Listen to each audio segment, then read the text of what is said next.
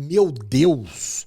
Se você, como dentista, continua tratando a DTM do seu paciente como botox, porque ele também tem bruxismo, talvez a via de entendimento está totalmente enganada. Bruxismo não é DTM e DTM também não é bruxismo.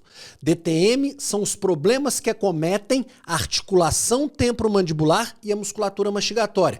E o bruxismo é o comportamento dessa atividade da musculatura mastigatória em excesso. Muitos pacientes podem ter bruxismo e não ter DTM, e muitos pacientes podem ter DTM e não ter bruxismo.